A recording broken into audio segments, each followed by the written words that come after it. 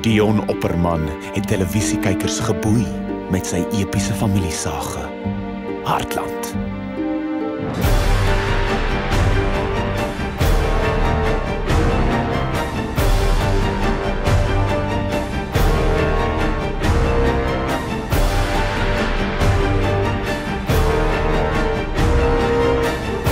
Hierdie omvangryke boere Dallas word nou 'n groots opgesette roman, waarin Opperman se meesterskap as storieverteller sorg vir 'n aangrypende leeservaring.